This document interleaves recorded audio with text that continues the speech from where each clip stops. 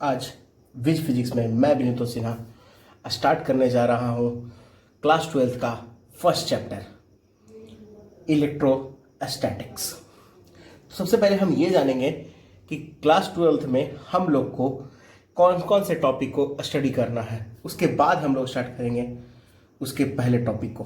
तो पहले हम देखते हैं क्लास 12th में हम लोग को पढ़ना क्या है।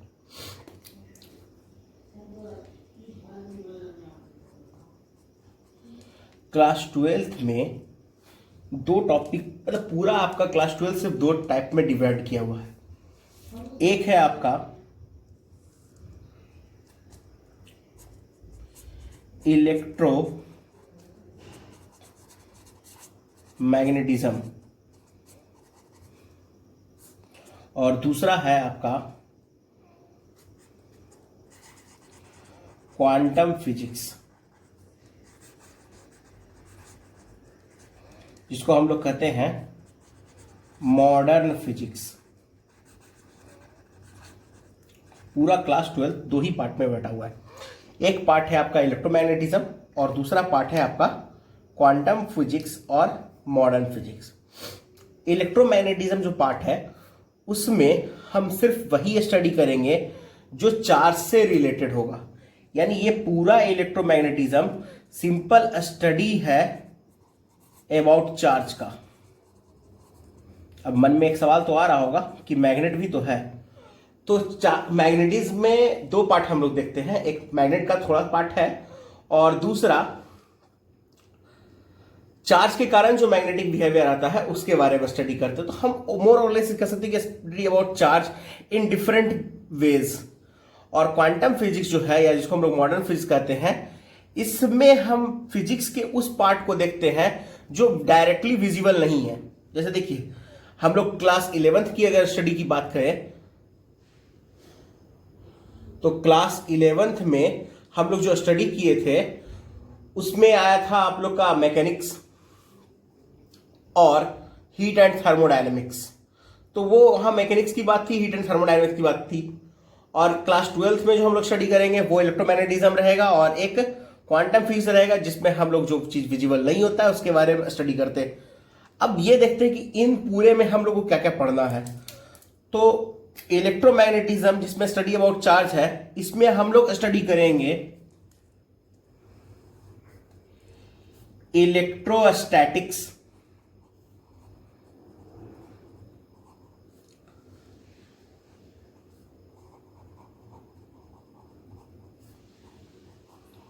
Current, electricity. एक्चुअली इलेक्ट्रोस्टैटिक्स में एक और टॉपिक है कैपेसिटर, वो हम इसमें इंक्लूड कर दिए, इलेक्ट्रोस्टैटिक्स में ही रह जाएगा वो कैपेसिटर भी। ठीक है, करंट, इलेक्ट्रिसिटी। फिर आता है आपका मैग्नेटिज्म। मैग्नेटिज्म में आपका दो चैप्टर हो जाता है। एज पर एनसीईआरटी आप इलेक्ट्रोस्टैटिक्स को भी जाएंगे तो वहां दो चैप्टर में है वो। एक है आपका मूविंग चार्ज एंड मैग्नेटिज्म और दूसरा है आपका मैग्नेटिज्म एंड मैटर। फिर इसके बाद आता है इलेक्ट्रो मैग्नेटिक इंडक्शन। इसके बारे में थोड़ा सा आप लोग हल्का 10th में पढ़े हैं, बहुत ज्यादा नहीं, हल्का सा। फिर एक आता है आपका अल्टरनेटिंग करंट और after that EM waves, electro magnetic waves. अब जरा समझते हैं किस तरह से ये चार्ज का स्टडी है। अगर आप ध्यान से समझें तो इलेक्ट्रोस्टैटिक्स वो टॉपिक है जिसमें हम लोग पढ़ते हैं चार्ज को इन रेस्ट। चार्ज किस में हो? रेस्ट में हो। ठीक है। करंट इलेक्ट्रिसिटी में आपका जो चार्ज होता है वो यूनिफॉर्म वेलोसिटी से ट्रैवल करता है, यानी यहां चार्ज रहेगा लेकिन उसका v कांस्टेंट होगा, यानी कहने का मतलब एक्सेलरेशन इसका 0 होगा। और आपको मालूम है कि जब किसी के पास करंट आता है तो वहां पे उसके में मैग्नेटिक बिहेवियर भी होती है, तो ये पूरा स्टडी हमारा जो भी है ये चार्ज रेस्ट में है, चार्ज कांस्टेंट वेलोसिटी से मूव कर रहा है, यानी उसका एक्सेलरेशन क्या है, जीरो है। इलेक्ट्रोमैग्नेटिक इंडक्शन में भी सेम केस होगा हमारा।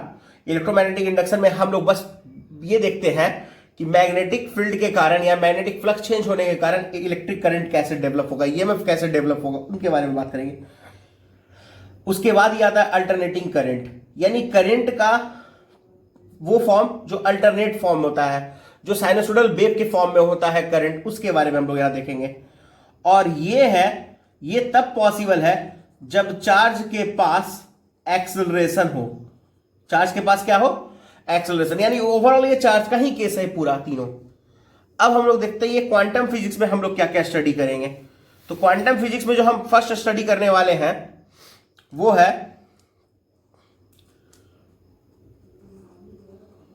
ड्यूअल नेचर ऑफ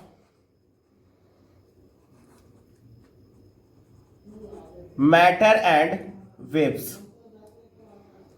एक्चुअली इसको आप ध्यान से समझें तो हम लोग जैसे लाइट पढ़े हैं, तो लाइट में हमारे पास रे ऑप्टिक्स है, वेव ऑप्टिक्स है, लेकिन लाइट का हम लोग जो क्वांटम पार्ट है उसका क्वांटम ऑप्टिक्स वो हम लोग लाइट में डील नहीं करते हैं। यानी लाइट जो फोटोन के फॉर्म में ट्रैवल करता है या फोटोन जो उसका पार्टिकल नेचर है उसके बारे में हम लोग यहां स्टडी करते हैं। थोड़ा सा, पूरी तरह से नहीं कर सकते हम लोग, थोड़ा सा स्टडी करते हैं। फिर आपका एटम्स, फिर nuclei, and after that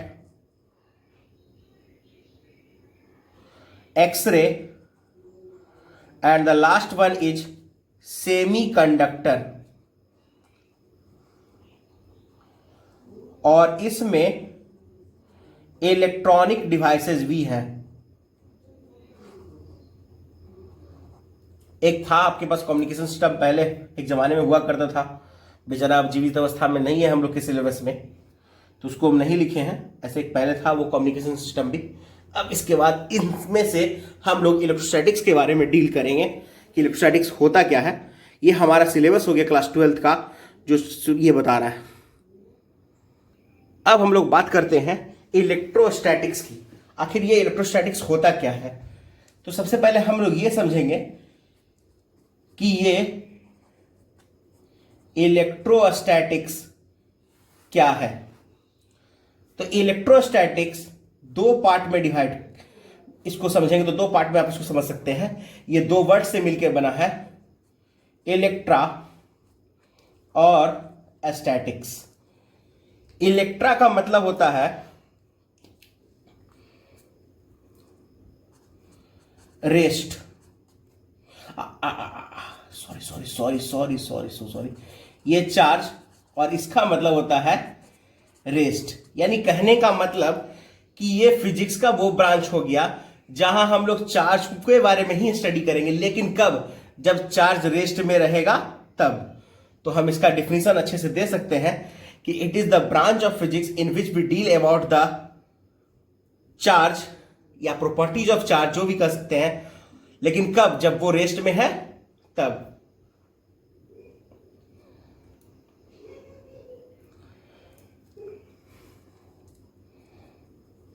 Hence, electrostatics is the branch in which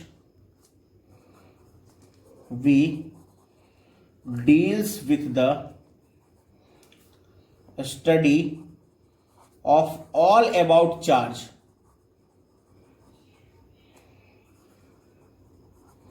when it is in rest। यानी कहने का मतलब इलेक्ट्रोस्टैटिक्स क्या है, वो ब्रांच है जिसमें हम लोग डील करते हैं स्टडी किसके बारे में, चार्ज के बारे में, लेकिन वो कब होगा, रेस्ट में। तो अब बात होती है ये चार्ज है क्या। तो सबसे पहले अब बात आता है कि ये चार्ज क्या है, व्हाट इज द चार्ज, जो आप यहां देख रहे हैं। तो चार्ज के बारे में जो भी बोलेगा वो उसका प्रॉपर्टीज ही कहलाएगा। कहता क्या है कि charge is itself a property. Charge क्या है, एक प्रॉपर्टी है किसी भी ऑब्जेक्ट का जो जब डेवलप होता है जब कंप्लीट ट्रांसफर हो इलेक्ट्रॉन का। कह सकते हैं कि इट इज द, और ये करता क्या है, इलेक्ट्रिक और मैग्नेटिक फोर्स एक्सपीरियंस करवाता है ऑब्जेक्ट के बीच में।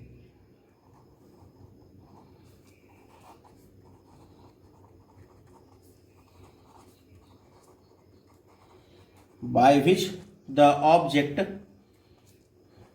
experience the electric and magnetic force।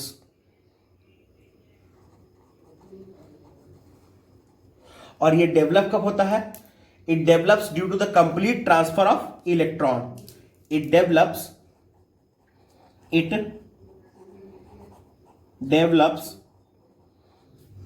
due to the complete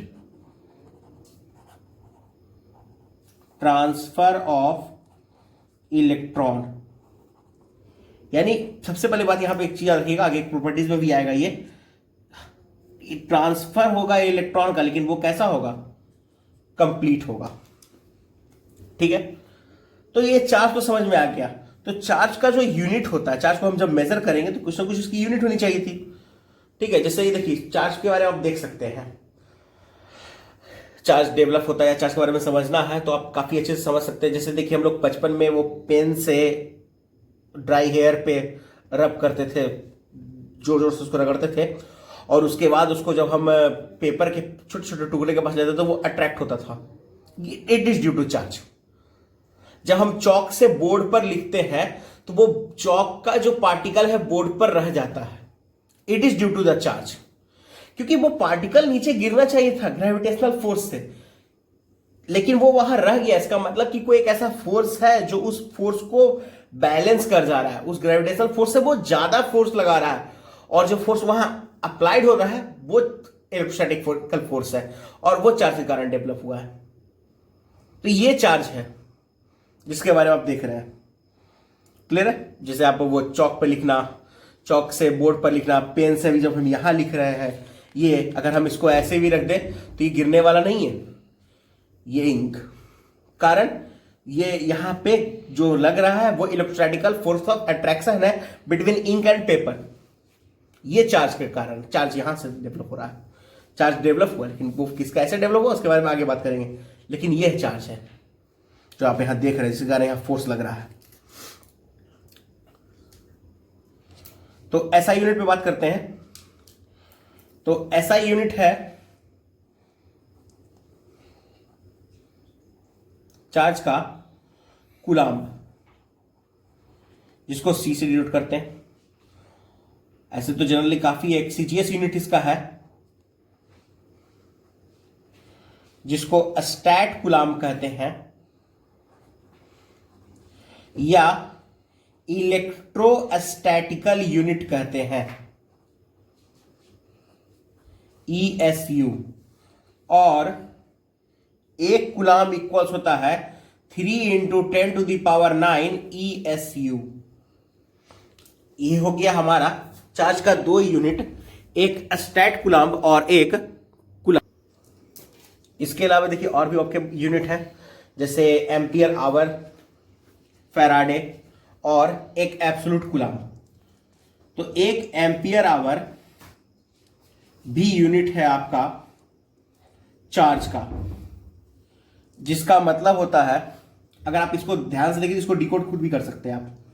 एक आवर में 3600 सेकंड होता है, और ये ओवरऑल 3600 कूलाम्ब हो जाएगा। फिर आपका एक फैराडे होता है, और एक फैराडे होता है आपका 96,500 कूलाम्ब। और एक और होता है 1 इलेक्ट्रोमैग्नेटिक यूनिट, इलेक्ट्रोमैग्नेटिक यूनिट, जिसको एब्सोल्यूट कूलाम्ब कहते हैं। और ये होता है 10 कूलाम के इक्वल। तो ये ऑल अबाउट चार्ज हो गया। ओवरऑल कह सकते हैं जो चार्ज है क्या, पहले ये समझ गए, उसके सारे यूनिट्स के बारे में समझ गए। अब हम इसके और आगे जाते हैं। तो सबसे पहले ये देखते हैं चार्ज कितने टाइप का। तो चार्ज दो ही टाइप का होता है बाबू, इट इज आइदर पॉजिटिव और निगेटिव। चार्ज सिर्फ दो ही हो सकते हैं, या तो पॉजिटिव और या तो निगेटिव होंगे। न्यूट्रल चार्ज में कंसिडर नहीं किया जा सकता है। अब ये हम लोग जानते हैं, ठीक है। अब इसके बाद आते हैं हम लोग प्रॉपर्टीज ऑफ चार्ज पे।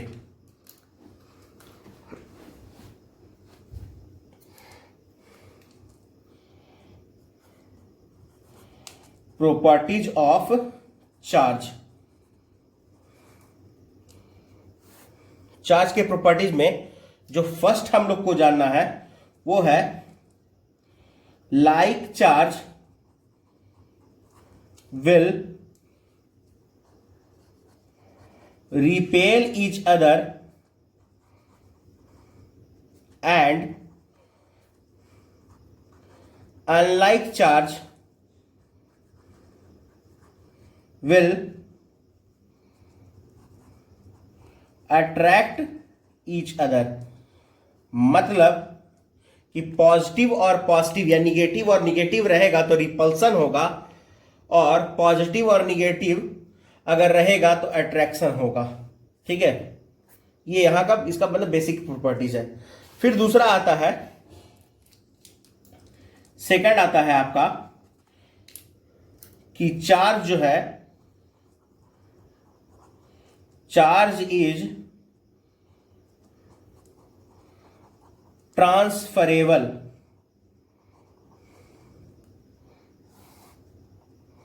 कहता क्या है कि अगर हम किसी चार्ज ऑब्जेक्ट के साथ अगर अनचार्ज ऑब्जेक्ट को कांटेक्ट में कर दें तो वो चार्ज एक ऑब्जेक्ट से दूसरे ऑब्जेक्ट में ट्रांसफर हो जाएगा। या अगर कोई दो डिसिमिलर चार्ज ऑब्जेक्ट को, मतलब एक ज्यादा और एक कम वाले को भी अगर हम कांटेक्ट में कर दें तो चार्ज एक ऑब्जेक्ट से दूसरे ऑब्जेक्ट में ट्रांसफर हो सकता है। इसलिए हम कह सकते हैं चार्ज क्या होगा, ट्रांसफरेबल होगा। That is the charge can transfer from one object to another when they have contact। ठीक है, एक और है प्रोसेस बिना कांटेक्ट का भी, तो उससे, लेकिन ये ट्रांसफर की बात की जा रही है। एक वहां ये जब भी हम ट्रांसफर की बात करेंगे तो वहां हम कांटेक्ट ही रखेंगे। ऐसे अगर आप लोग के मन में अगर जो पहले से जानते हैं वो अगर इंडक्शन के बारे में बातचीत कर रहे होंगे तो वो ट्रांसफर नहीं है, ठीक है। तो ट्रांसफर जब भी होगा तो वो कांटेक्ट में होगा, ठीक है। और ये जरूरी नहीं है कि ट्रांसफरेबल जब चार्ज हो तो वो अनचार्ज से चार्ज में, चार्ज से अनचार्ज में जाए। वो एक चार्ज से दूसरे चार्ज में भी जा सकता है, बस ये दिखना होगा कि किस पे कम और किस पे ज्यादा चार्ज है। थर्ड कह रहा है, थर्ड क्या होता है, charge is conserved. Charge is conserved. Charge conserve होता है, यानी कहने का मतलब चार्ज को आप ना क्रिएट कर सकते हैं ना ही डिस्ट्रॉय कर सकते हैं। और दूसरा कि किसी आइसोलेटेड सिस्टम पे जो चार्ज है उसको आप चेंज नहीं कर सकते हैं, यानी we can't change the charge on a isolated system. Isolate मतलब, अरे भाई कोरोना का दौर है, आइसोलेट तो आराम से आप समझ सकते हो। आइसोलेट मतलब वो जो सबसे अलग हो, जिसको अभी आइसोलेटेड कर दिया जाता है जिनको कोरोना पॉजिटिव होता है। तो वैसे ही वो चार्ज जो दूसरे से अलग होते हैं उनपे जितने चार्ज है उसको आप चेंज नहीं कर पाइएगा, ठीक है। तो आइसोलेट का मतलब तो भी खतरनाक समझ सकते हैं हम लोग। क्वारंटाइन और आइसोलेट बहुत एक फेमस वर्ड है फिलहाल।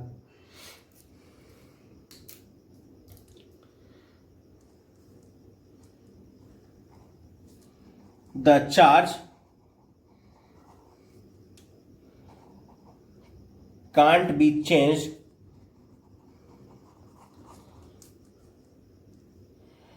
in an isolated system, and we can say that charge can neither be created nor be destroyed. ठीक है,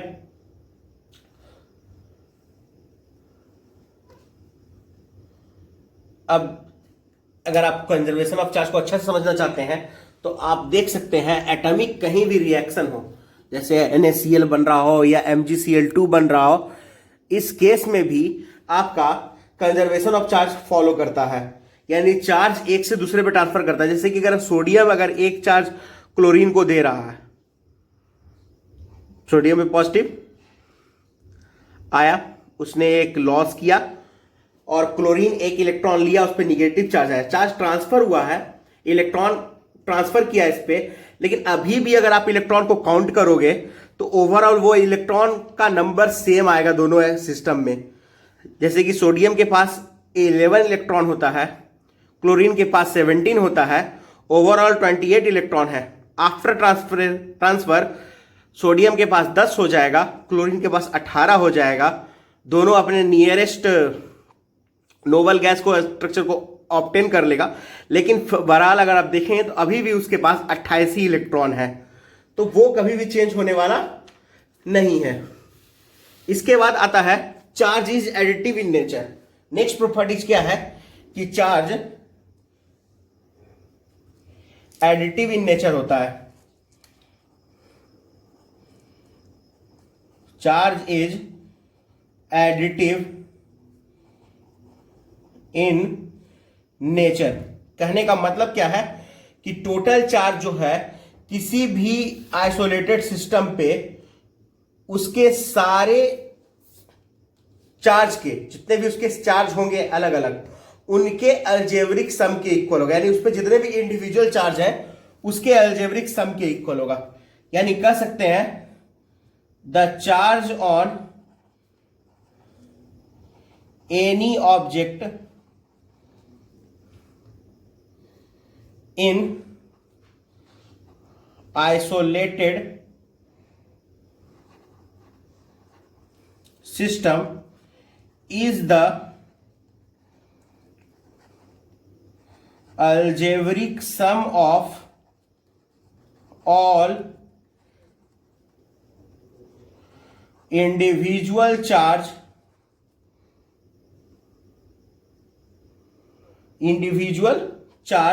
ऑन इट। अल्जेब्रिक सम के बारे में बात करते हैं अब हम। अल्जेब्रिक सम कहने का मतलब क्या है कि उस पर जो भी चार्ज है उसके साइन के साथ ऐड करना है। जैसे एक एग्जांपल अगर ले लें, मान लो एक ऑब्जेक्ट है कोई भी, इस पे अलग अलग चार्ज है, अगर मान लो 5 कूलाम, -2 कूलाम, -3 कूलाम, 4 कूलाम। अगर इस पे अगर हम टोटल चार्ज की बात करें तो जो टोटल चार्ज इस पे होगा वो होगा अलजेब्रिक सम। तो 5 4 9 और 3 2 5, तो 9 से अगर 5 हटा दे तो ये 4 चला जाएगा, तो ये 4 कूलाम हो जाएगा अलजेब्रिक सम, यानी प्लस माइनस साथ ऐड कर देना, सिंपल। ठीक है, इसके बाद एक और पॉइंट आता है नेक्स्ट में,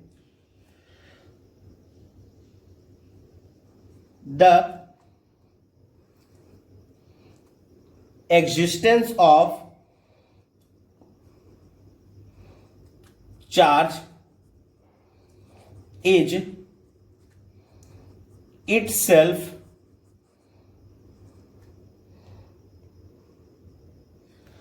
the proof of the existence of mass। यानी ये कहने का मतलब है कि चार्ज आएगा लेकिन बिना मास के नहीं, यानी वैसे ऑब्जेक्ट पर ही चार्ज डेवलप किया जा सकता है जिस पर मास हो। तो हम कह सकते हैं कि अगर आपके पास चार्ज है इसका मतलब आपके पास मास पहले से है। जैसे अगर 11th में वही बच्चा एडमिशन ले सकता है जो 10th पास हो, तो अगर कोई बच्चा 11th में है तो it is itself a proof that कि वो 10th पास कर चुका है। तो वैसे ही चार्ज का एग्जिस्टेंस अपने आप में प्रूफ है कि आपके पास मास है। इसके बाद आता है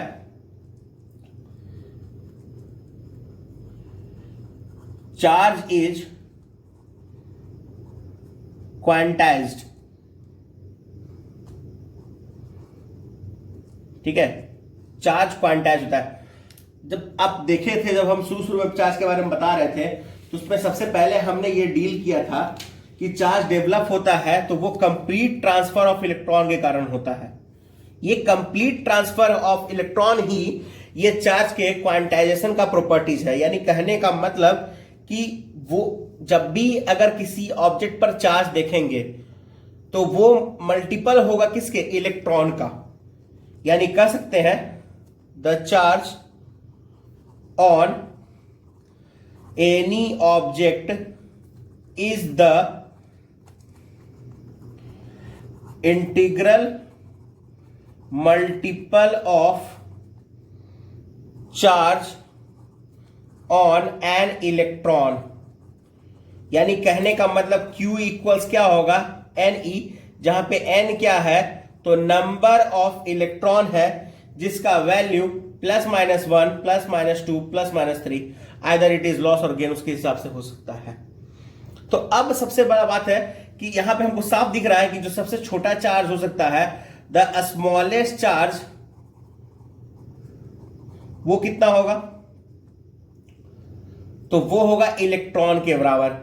यानी 1.6 इंटू 10⁻⁻19 कूलम। इसका यूज कहां होगा, जैसे कभी कभी कह दे कि गिवन डिस्टेंस है और आपको स्मॉलेस्ट फोर्स निकालना है, गिवन डिस्टेंस है, स्मॉलेस्ट फील्ड निकालना है, तो उस केस में जब भी हम स्मॉलेस्ट चार्ज का यूज करेंगे वो हर हाल में इलेक्ट्रॉन होगा। सोचने का चीज है, बहुत आराम से आप सोच सकते हैं कि डिस्टेंस गिवन है तो वो चार्ज पर डिपेंड कर रहा होगा कहीं ना कहीं, तो वहां हम लोग ये स्मॉलेस्ट चार्ज को यूज कर सकते हैं। कभी कभी ऐसा क्वेश्चन रह सकता है, तो ये थोड़ा सा याद करने का चीज है। और ये याद करने का क्या चीज है, ये आप आराम से समझ सकते हो, कोई खास इसमें मैटर नहीं करता कि कोई बड़ा चीज है।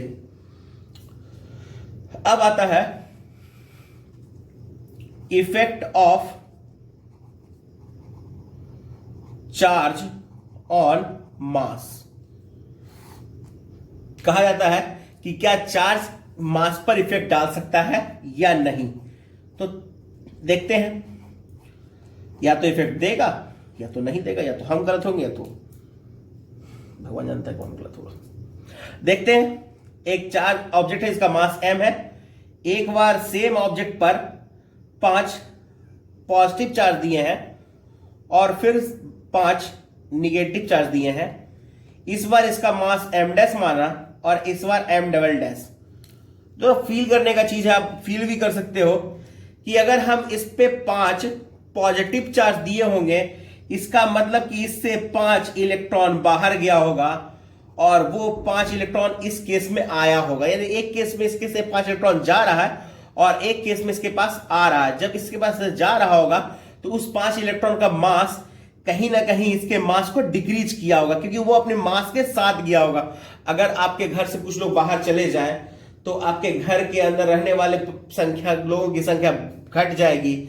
अगर बाहर से कुछ लोग आ जाए तो वो बढ़ जाएगी, साथ में उनका मास भी आएगा। वही सेम केस यहां भी है। यानी कहने का मतलब m' less than m, m" greater than m। यानी कहने का मतलब हम यहां एक ही से समझ सकते हैं, in negative charge mass increases in positive charge mass decreases. इतना ही हम समझ सकते हैं कि निगेटिव चार्ज के केस में मास इंक्रीज करता है और पॉजिटिव चार्ज के केस में मास डिक्रीज करता है। अब इसके बाद एक प्रॉपर्टीज तो आपको हम शुरू में ही दिखा दिए थे जब हम यहां बात कर रहे थे। ये 3 केस के बारे में समझते हैं हम लोग, ठीक है। ये 3 केस है क्या, तो अगले पॉइंट में हम लोग देखते हैं कि अगर चार्ज यानी Q के पास V0 करने का मतलब रेस्ट, तो it produces only electric field.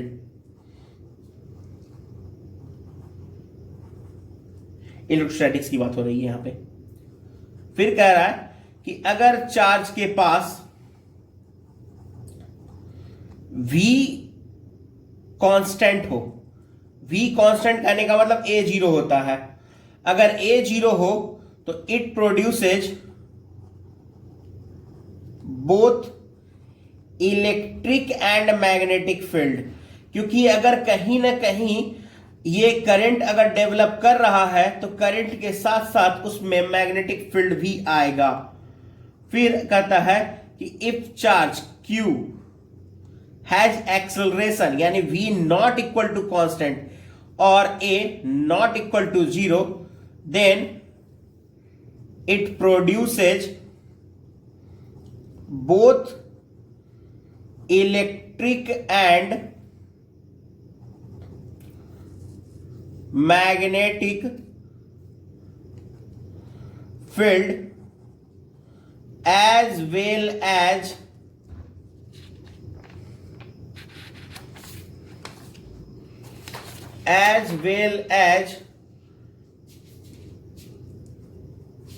radiates energy।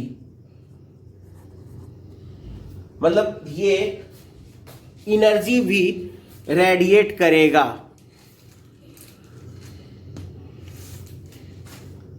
ठीक है, इस चीज को हम लोग देखते हैं। ये हो गया हमारा कि वो एनर्जी रेडिएट करता है इन वो इलेक्ट्रोमैग्नेटिक वेव इसी से रिलेटेड है आपका, क्योंकि रेडिएशन है तो वो वेव के फॉर्म में होगा तो ईएम वेव्स वहां बनेंगे। अब आता है next point,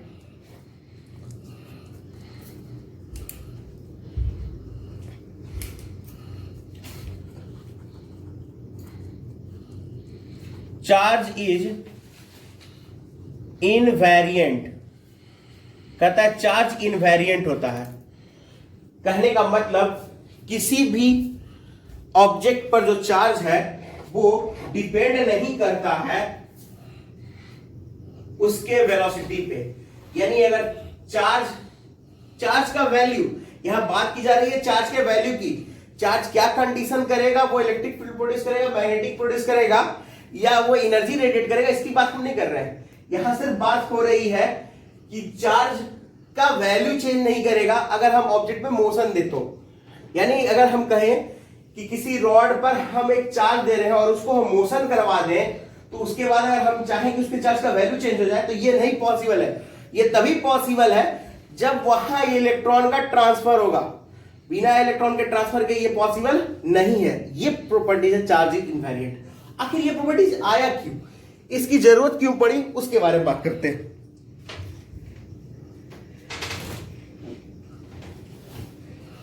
the charge is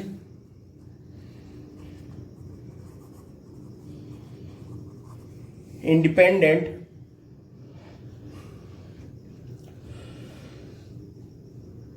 of the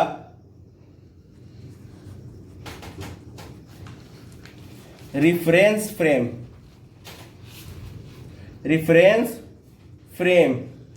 that is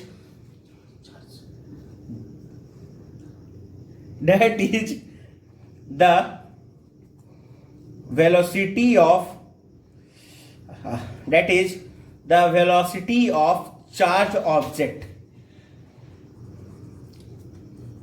ठीक है, अब इसका कारण क्या है, इसका ये यूज क्यों हुआ, आखिर ये रीजन, ये मतलब इसको हम स्टडी ही क्यों कर रहे हैं कि ये इनवेरिएंट होता है।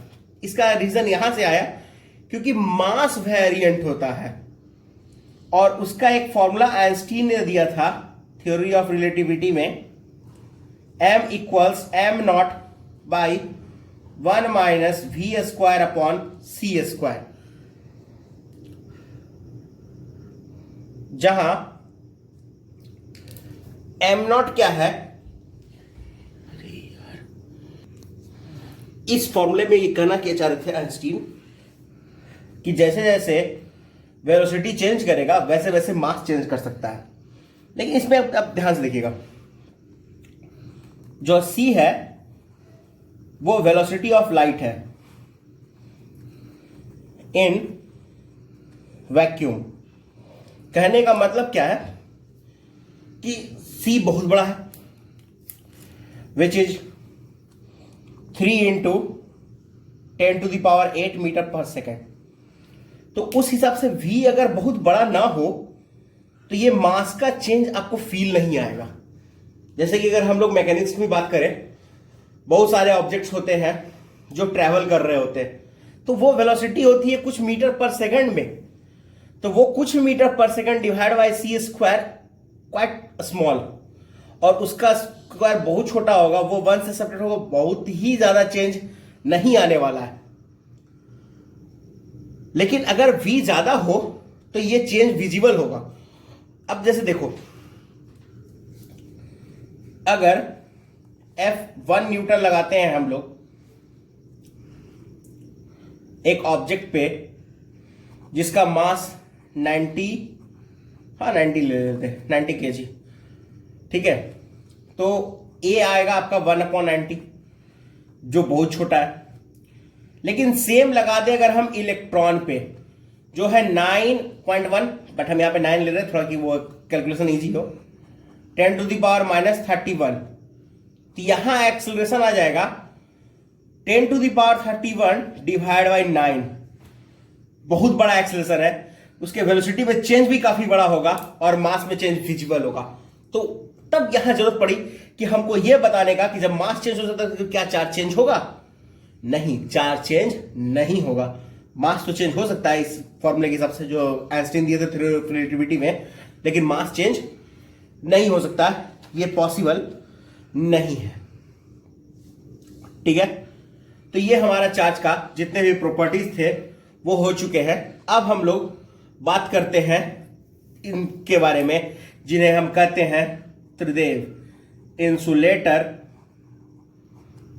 Conductor and dielectric. Insulator क्या होता है, कंडक्टर क्या होता है और डाई इलेक्ट्रिक क्या होता है। तो पहले बात करते हैं हम लोग इंसुलेटर महाराज की। ठीक है, कहता क्या है, that object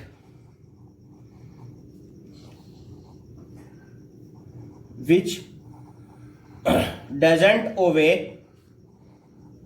the charge to flow through it, जो चार्ज को खुद से फ्लो ना होने दे उसे कहते हैं इंसुलेटर। ठीक है, मतलब जिसको कोई पाथ ना दे, इंसुलेटर वो ऐसा है जो चार्ज को कोई पाथ नहीं देता है फ्लो करने के लिए। फिर आता है आपका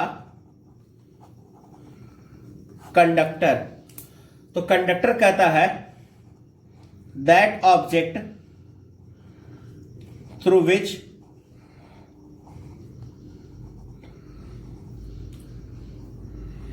द चार्ज कैन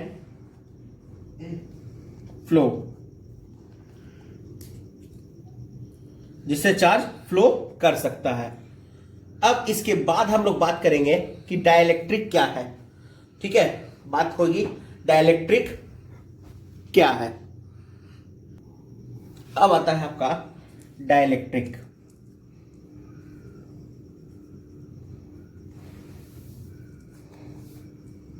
तो कहता है कि डाइलेक्ट्रिक उस तरह का इंसुलेटर है जो बाहर के इलेक्ट्रिक फील्ड लगाने पे पोलराइज हो जाए। थोड़ा सा बात समझेंगे हम लोग पोलराइज के बारे में इसके बाद। पहले इसका डिफिनेशन लिख देते हैं कि ये कह क्या रहा है। Dielectric is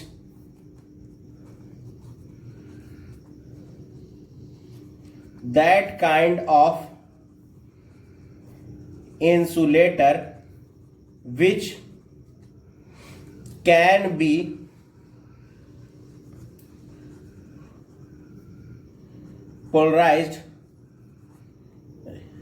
polarized by using the external electric field,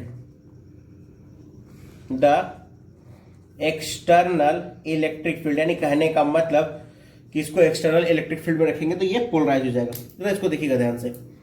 मान लो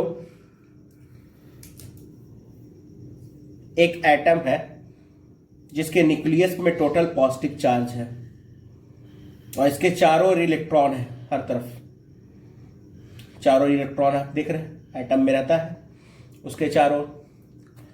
अब मान लो इसके पास अगर हम एक पॉजिटिव चार्ज बाहर से रख दें, एक ऑब्जेक्ट जिसके पास पॉजिटिव चार्ज है, तो ये क्या करेगा? तो ये पॉजिटिव चार्ज इलेक्ट्रॉन को अपनी ओर अट्रैक्ट करना चाहेगा। तो ये इलेक्ट्रॉन बेंड करेंगे इस तरफ, ये चाहेंगे कि हम इस तरफ आ जाए। ये सारे इलेक्ट्रॉन इसकी तरफ, कुछ कुछ इसकी तरफ बेंड करना चाहेंगे। तो ये जो इलेक्ट्रॉन इसकी तरफ बेंड करेंगे तो निगेटिव इस तरफ डेवलप होगा थोड़ा और पॉजिटिव इस तरफ। तो जो अभी चार्जेस इक्विलिब्रियम में थे वो शिफ्ट कर गए, और इस शिफ्टमेंट को ही हम कहते हैं पोलराइजेशन। इस शिफ्टमेंट को ही क्या कहते हैं? पोलराइजेशन। इसको लिख लेते हैं हम लोग। On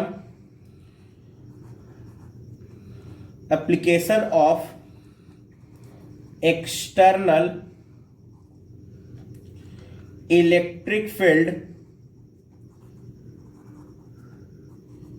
the shipment of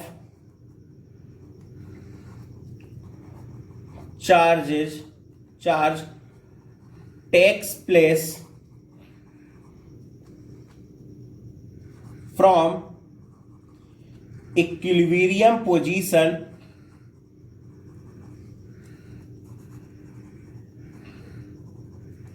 which is called polarization. Due to this, the electric field, इसके बारे में बात आगे होगी इलेक्ट्रिक फील्ड की, ये टर्म आगे आएगा आपको पढ़ने को। इलेक्ट्रिक फील्ड इनसाइड द, बस चार्ज के बाद ये टॉपिक आने वाला है। इनसाइड द डाइइलेक्ट्रिक डिक्रीजेज, यानी डाइलेक्ट्रिक के अंदर इलेक्ट्रिक फील्ड डिक्रीज करता है। ठीक है, अब इसमें एक थोड़ा सा टर्म आता है, डाइलेक्ट्रिक कांस्टेंट क्या होता है? इसमें एक आता है डाइलेक्ट्रिक कांस्टेंट, क्योंकि डाइलेक्ट्रिक है तो उससे रिलेटेड एक डाइलेक्ट्रिक कांस्टेंट वर्ड आपको जनरली यूज में आएगा। तो पहले हम इसकी बात कर लेते हैं। तो कहता क्या है? It is the degree to extend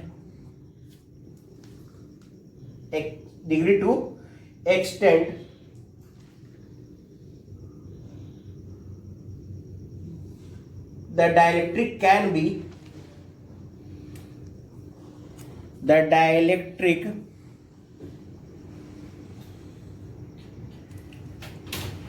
can be polarized by using external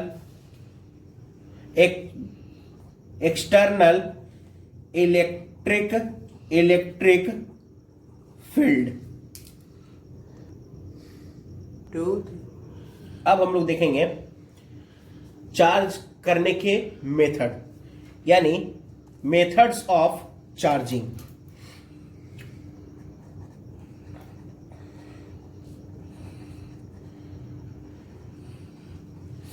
जिसमें से पहला है आपका चार्जिंग बाय फ्रिक्शन। पहले भी हमने कहा था आपको कि जैसे बोर्ड पर चॉक को अगर हम रब करते हैं तो चॉक का जो कुछ पार्टिकल है वो उस पर स्टिक कर जाता है। इसका कारण क्या है? तो वो चार्जिंग बाय फ्रिक्शन है। आपने वहां उसको रब किया, फ्रिक्शन हुआ, और जहां वहां फ्रिक्शन के कारण वो चार्ज डेवलप हुआ, और उस चार्ज का फोर्स कहीं ना कहीं ग्रेविटेशनल फोर्स से काफी हाई है, क्योंकि अगर ग्रेविटेशनल फोर्स हाई होता तो उस चार्ज को डाउनवर्ड ले आता अर्थ की तरफ, वो पूरा डस्ट पार्टिकल नीचे गिर चुका होता। लेकिन ऐसा होता नहीं है, इसका मतलब कहीं ना कहीं इलेक्ट्रोस्टैटिक फोर्स यानी जो चार्ज के कारण फोर्स है वो डेवलप करता है फ्रिक्शन के कारण, और ये ज्यादा होता है ग्रेविटेशनल फोर्स से। तो पहले देखते हैं ये चार्जिंग बाय फ्रिक्शन है क्या। तो इसको जरा लिख लेते हैं। इफ वी रब one object on another suitable object, then both the object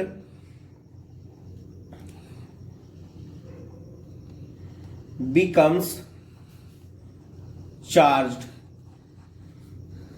That is, the transfer of electron takes place। ठीक है, तो ऑब्वियस है कि इस दोनों में से एक आपका पॉजिटिवली चार्ज होगा और दूसरा आपका निगेटिवली चार्ज होगा। तो कुछ हमारे पास स्पेसिफिक कॉम्बिनेशंस हैं जो पॉजिटिव और निगेटिव चार्ज रखते हैं। तो एक पॉजिटिव देख लेते हैं और ये निगेटिव। तो स्पेसिफिक्स में से आते हैं आपका, कहता है अगर ग्लास रॉड को रब किया जाए सिल्क क्लॉथ के साथ, सिल्क क्लॉथ के साथ अगर हम रब करें ग्लास रॉड को, तो ग्लास रॉड पे आता है आपका पॉजिटिव और सिल्क क्लॉथ पे क्या आता है, निगेटिव। इसके बाद वैसे ही अगर हम लोग उलन क्लॉथ को रब करें रबर पे, अंबर पे या प्लास्टिक पे, रबर पे, अंबर पे या प्लास्टिक पे, तो ये आपके जिसमें रबर, अंबर और प्लास्टिक पे निगेटिव चार्ज और उलन क्लॉथ पे आपका आता है पॉजिटिव चार्ज। वैसे ही अगर हम ड्राई हेयर को, जो आपको हम बताए भी थे कि ड्राई हेयर को अगर हम प्लास्टिक के साथ रब करते थे तो देखते थे प्लास्टिक पर चार्ज डेवलप हो जाता था, और उसके साथ हम उसके बाद हम लोग पेपर के छोटे छोटे टुकड़े को उसके साथ अट्रैक्ट करने का प्रयास करते थे और वो अट्रैक्टेड होता था। बचपन में ऐसा काफी हम लोगों ने किया है। फिर आता है एक coat of cat. Coat of cat के साथ अगर हम एवोनाइट रॉड रब करें तो कोट ऑफ कैट पे आपका पॉजिटिव और एवोनाइट रॉड पे क्या आएगा, निगेटिव। तो ये हो गया हमारा मेथड चार्जिंग का पहला, जो है ड्यू टू फ्रिक्शन। इसके बाद आता है चार्जिंग बाय इंडक्शन। सेकंड हम लोग को जो पढ़ना है वो है चार्जिंग बाय इंडक्शन।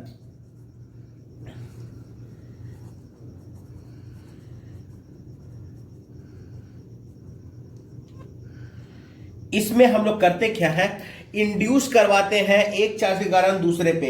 यानी कहने का मतलब कि अगर हम एक चार्ज को बहुत ही नजदीक लेके जाएं दूसरे चार्ज के पास, यानी एक न्यूट्रल ऑब्जेक्ट के पास, तो उसके कारण एक के कारण दूसरे पे चार्ज डेवलप हो जाता है।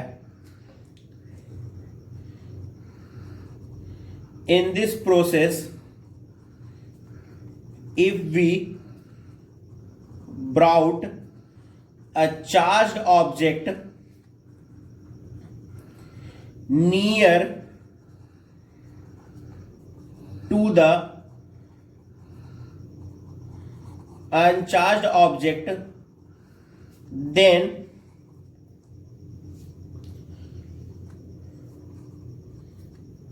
the uncharged object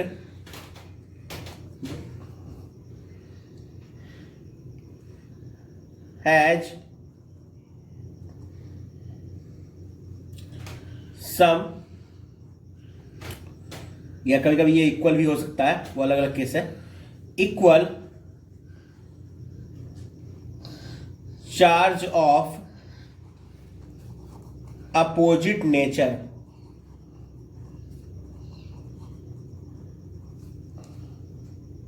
ठीक है, अब ये कैसे होता है वो समझते हैं हम लोग। इसको अलग अलग मेथड से हम लोग देख सकते हैं। खाली एक चीज याद रखिएगा बाबू, जब भी हम लोग किसी इसको चार्ज करेंगे ऑब्जेक्ट को, तो इसको हमेशा हम लोग एक न्यूट्रल स्टैंड पे या इंसुलेटर के स्टैंड पे रख के करेंगे। मान लो ये एक अनचार्ज स्फीयर है,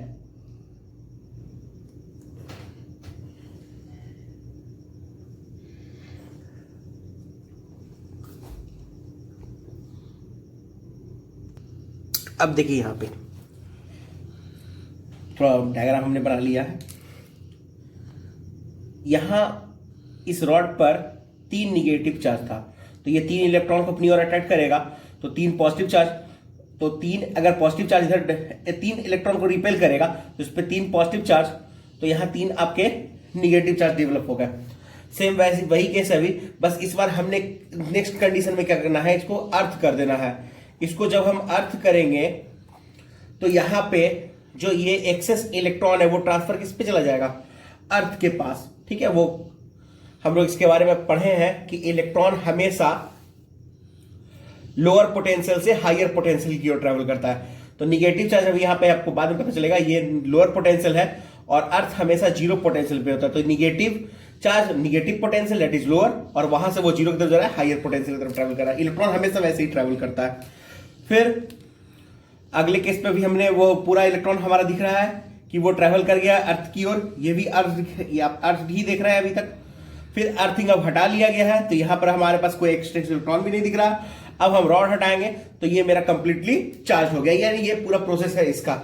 इसके बाद आता है इसका एक फॉर्मूला है हमारे पास कि Q इंड्यूस्ड इज होता है वो माइनस होगा चार्ज के हमेशा, और ये 1 - 1 अपॉन के, जहां के क्या है, dielectric constant, dielectric constant. ठीक है, मेटल के लिए, कंडक्टर के लिए के का वैल्यू होता है इन्फिनिटी। के का वैल्यू क्या होता है, इन्फिनिटी, यानी q i induced is equal to the minus q. इस चीज को याद रखिएगा, क्यू इंड्यूस क्या होगा, माइनस क्यू के इक्वल होगा। 2 पॉइंट खाली नोट कर लीजिए।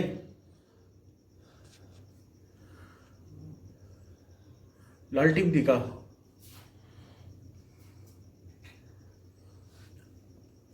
दो पॉइंट नोट कर लीजिए। The nature of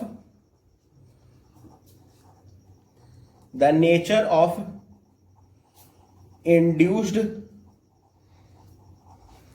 charge is always opposite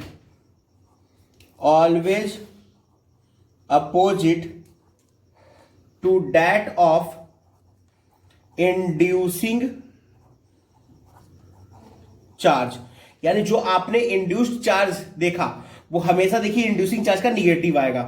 ठीक है, और दूसरा एक पॉइंट याद रखना होगा कि ये जो हमेशा इट ओनली टेक्स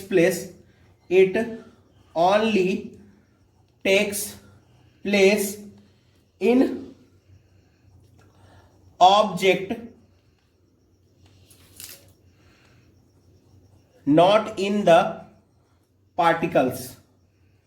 ये पार्टिकल में नहीं होगा, जब भी होगा किसमें, और ये ड्राई हेयर है, जरा फील नहीं आ रही है।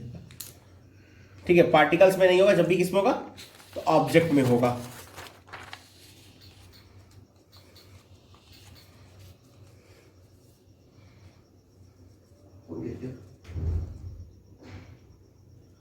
अब आता है charging by conduction. Next topic है हमारा चार्जिंग बाई कंडक्शन। ठीक है, इसको समझते हैं। कहता क्या है कि अगर हम एक अनचार्ज ऑब्जेक्ट को if we connect any charge object with the uncharge object or two dissimilar charged object, then the transfer of charge takes place, or in this case the charging of uncharged object is called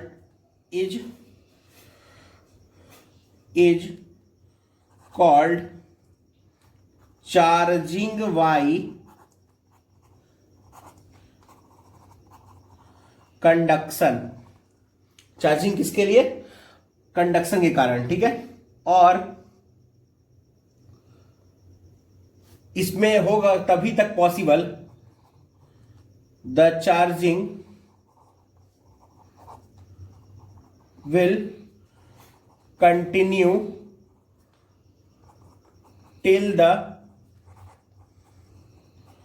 potential becomes constant, ठीक है। और एक चीज याद रखिएगा कि मान लो दो चार्ज है, एक पे Q1 है, इसका रेडियस R1 है, और इसको कनेक्ट किए है दूसरे चार्ज से जिसका रेडियस R2 है। और इसको अगर हम फिलहाल अगर हम अभी किसी कंडक्शन में नहीं रखे हुए हैं, तब भी इस पे याद रखिएगा एक चीज आप लोग कि चार्ज जो होता है वो डायरेक्टली प्रोपोर्शनल होता है रेडियस के, यानी Q1 अपॉन Q2 इक्वल्स क्या होगा? R1 अपॉन R2, ठीक है। Q किसके डायरेक्टली होता है? रेडियस के। किसके डायरेक्टली होता है? रेडियस के। ये कंडीशन को याद रखिएगा। अगर हम मान लो इसको कनेक्ट कर दें, इस पे पोटेंशियल V1 मान लेते हैं, इस पे V2। पोटेंशियल क्या होता है आप लोग क्लास 10th में पढ़े हैं, इलेक्ट्रिक पोटेंशियल। कुछ अलग नहीं है, सेम वही है कि इनफाइनाइट से यूनिट पॉजिटिव चार्ज को किसी पार्टिकुलर पॉइंट तक लाने में जो वर्णन होता है उसे होता है, उसी को इलेक्ट्रिक पोटेंशियल कहते हैं। तो चार्ज यहां फ्लो होगा, लेकिन कब तक? जब तक इन दोनों का पोटेंशियल सेम ना हो जाए। तो अभी भी वही कंडीशन है, चार्ज जो यहां नया बना होगा वो भी किस पर डिपेंड करेगा? रेडियस पर। Q1 dash upon Q2 dash equals होगा R1 अपॉन R2। और हम लोग जानते हैं and charge is conserved, charge conserve होता है। इसका मतलब कि Q1 प्लस Q2 इक्वल्स क्या होगा? Q1 dash plus Q2 dash.